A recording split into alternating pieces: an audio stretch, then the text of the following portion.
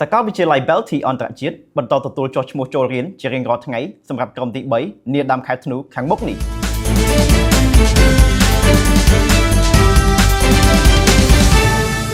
សាកលវិទ្យាល័យ Belty អន្តរជាតិបន្តទទួលចុះឈ្មោះចូលរៀនជារៀងរាល់ថ្ងៃសម្រាប់បរិវេណការថ្មីឆ្នាំ2025-2026ក្រុមទី3ដែលនឹងចូលរៀននៅថ្ងៃទី1ខែធ្នូឆ្នាំ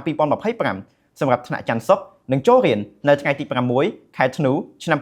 2025សម្រាប់ថ្នាក់សៅរ៍អាទិត្យទៅលើ13មហាវិទ្យាល័យនិង45មុខជំនាញធំៗទាំងកម្មវិធីសិក្សាជាភាសាជាតិនិងអន្តរជាតិសូមជម្រាបជូនដល់ទស្សនិកជនឲ្យបានដឹងថាសាកលវិទ្យាល័យ Belty អន្តរជាតិនៅតែបន្តផ្ដល់ជូនអាហារូបករណ៍រួមមាន 1. សម្រាប់សិស្សនិទេស A 2025មកពីសាលា Belty អន្តរជាតិគ្រប់សាខាទទួលបាន 100% 50% សម្រាប់សិស្សនិទេស A 2025មកពីសាលាវិទ្យាល័យនានាទូទាំងប្រទេស 2. សម្រាប់សិស្សសាលា Belty អន្តរជាតិគ្រប់សាខាទទួលបាន 50% សម្រាប់កម្មវិធីសិក្សាអន្តរជាតិ 30% សម្រាប់កម្មវិធីសិក្សាជាភាសាជាតិ 3. សម្រាប់សិស្សមកពីវិទ្យាល័យនានាទូទាំងប្រទេសទទួលបាន 20% សម្រាប់កម្មវិធីសិក្សាជាភាសាជាតិនិងអន្តរជាតិ 4. ចំពោះមហាវិទ្យាល័យអាកាសចរណ៍ស៊ីវិលទទួលបាន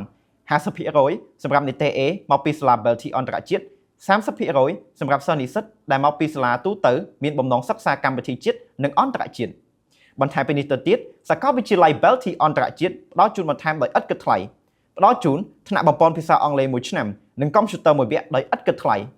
ផ្ដល់ជូនថ្នាក់បំពេញភាសាចិន1ឆ្នាំនិងកុំព្យូទ័រ1វគ្គដោយឥតគិតថ្លៃគួរបញ្ជាក់ផងដែរថាសាកលវិទ្យាល័យ Belty អន្តរជាតិផ្ដល់អាហារូបករណ៍រហូតដល់ថ្ងៃទី31ខែធ្នូឆ្នាំ2025ដោយខ្ញុំបាទ Man Krista ផ្សាយចេញពី Belty IU News សូមអរគុណសូមជម្រាបលា